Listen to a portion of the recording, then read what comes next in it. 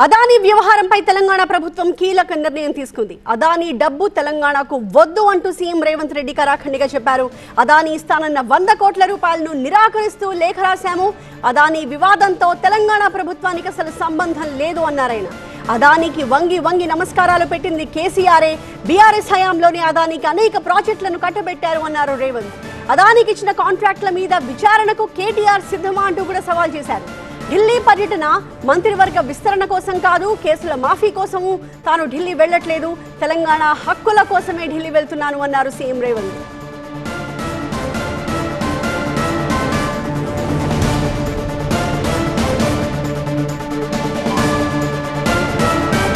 అదానికి ఇచ్చిన కాంట్రాక్టుల మీద విచారణకు కేటీఆర్ సిద్ధమా అంటూ సీఎం రేవంత్ రెడ్డి సవాల్ చేశారు.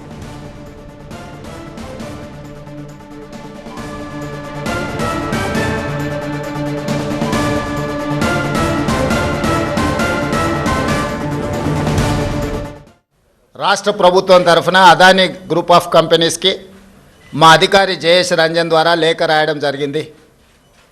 జరుగుతున్న వివాదాలు, ఆరోపణలు, రకరకాల పరిస్థితుల వల్ల తెలంగాణ రాష్ట్ర ప్రభుత్వం మీరు ముందుకు వచ్చి ఉదారంగా తెలంగాణ యంగ్ ఇండియా స్కిల్స్ యూనివర్సిటీకి ఇస్తాన్న 100 కోట్ల రూపాయలను తెలంగాణ రాష్ట్ర ప్రభుత్వము స్వీకరించడానికి సిద్ధంగా లేదు.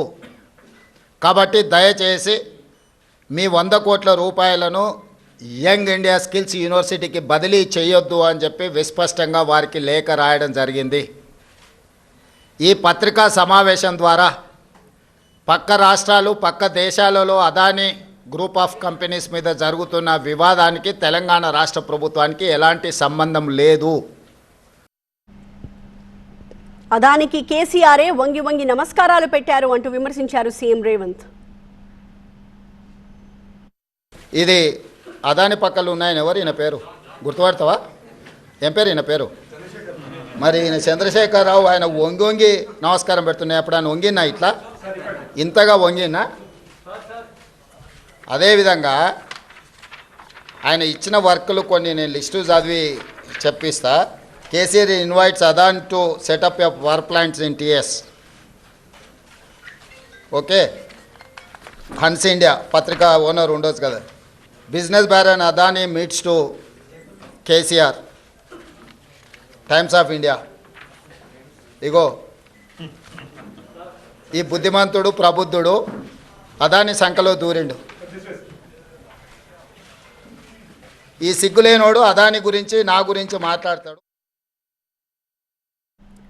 2023లో బీఆర్ఎస్ అధికారం కోల్పోయింది, 2024లో బీఆర్ఎస్ డిపాజిట్ కోల్పోయింది, ఇప్పుడు విచక్షణ కూడా కోల్పోయింది అన్నారు సీఎం. కేసీఆర్ లాగా అదానీ నుంచి అప్పనంగా నిధులు మా కుటుంబానికి కొట్టేయలే. ఇన్ని ప్రాజెక్టులు ఇచ్చిండు.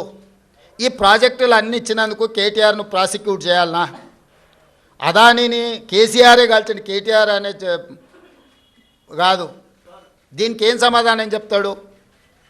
సో ఏది పడితే అది మాట్లాడితే చెల్లుద్ది. ఎన్ని చిల్లర మాటలైనా మాట్లాడతాం. మాకు అధికారం కోల్పోతే మేము సహనం కోల్పోయినామని 2023లో అధికారం కోల్పోయారు. 2024 జూన్లో డిపాజిట్లు కోల్పోయారు. ఇప్పుడు మెదడు కూడా కోల్పోయారు టీఆర్ఎస్ వాళ్ళు.